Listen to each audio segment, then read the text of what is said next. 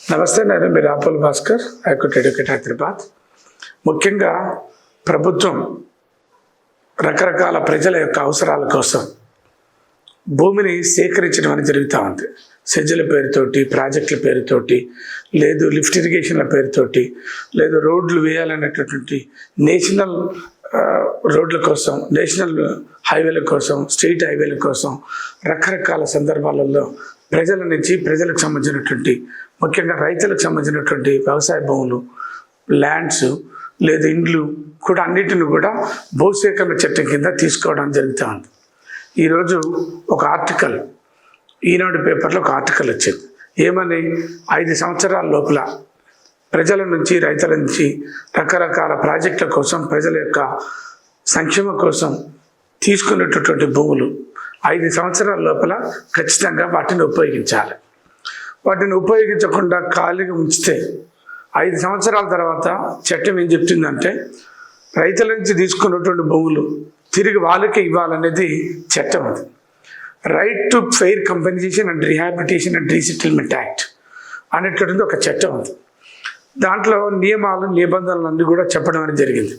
ఏమంటే section 101 of land acquisition act ఏం చెప్తా ఉందంటే, ఒక రైతు దగ్గర ఒక సాగర్ ప్రాజెక్టు కోసమో, లేకపోతే శ్రీశైలం ప్రాజెక్టు కోసమో, డిండి ప్రాజెక్టు కోసమో, లేదు ఇంకేదైనా ప్రజల అవసరాల కోసం ఒక జాతీయ రహదారిని ఏర్పాటు చేయడం కోసం ఒక రైతు దగ్గర నుంచి ప్రభుత్వం భూమిని తీసుకుంది, డిపార్ట్మెంట్లు భూములు తీసుకున్నాయి, నష్టపరిహారం ఇచ్చారు. కానీ 2 ఏళ్ళు అయింది, 3 ఏళ్ళు అయింది, 4 ఏళ్ళు అయింది, 5 సంవత్సరాలు కూడా అయింది. కానీ మన భూమిని మన దగ్గర ఒక మంచి కోసం తీసుకున్నటువంటి, ప్రాజెక్టు కోసం తీసుకున్నటువంటి ఆ భూమి వాళ్ళు ఉపయోగించుకోకపోతే చట్టం ఏం చెప్తా ఉంది అంటే, ల్యాండ్ ఎక్విజిషన్ యాక్ట్ సెక్షన్ 101 ఏం చెప్తుందంటే, ఖచ్చితంగా ఆ భూమిని తిరిగి రైతులకు ఇవ్వండి, ప్లాట్లు కానీ ఇళ్ళు కానీ వాళ్ళకి ఇవ్వండి. ఎందుకు అంటే, చట్టం నిర్దేశించినటువంటి పద్ధతులల్లో మీరు భూసేకరణ చేసారు, నష్టపరిహారం ఇచ్చారు, కానీ మీరు ఆ భూమిని ఉపయోగించుకోలేదు కాబట్టి తిరిగి రైతుకి ఇవ్వాలని చెప్పేసి చట్టం ఉంది. ఇప్పటికీ ఈ రాష్ట్రంలో, దేశంలో రకరకాల ప్రాజెక్టులు కట్టారు. నాగార్జున సాగర్ ప్రాజెక్టు కట్టారు, శ్రీశైలం, లేదు డిండి, లేదు కాళేశ్వరం లాంటి పెద్ద పెద్ద ప్రాజెక్టులు కట్టారు. చాలామంది భూములు, లక్షల కొద్ది భూములు సేకరించారు. సేకరించినటువంటి భూముల్ని వాళ్ళు ఇంతవరకు చాలా భూములు, అంటే కొన్ని లక్షల ఎకరాల భూములు కూడా సేద్యం చేసుకొని ఇస్తలేరు రైతుల్ని, ఆ భూముల్ని ప్రాజెక్టుల కోసం వాడుకుంటలేరు.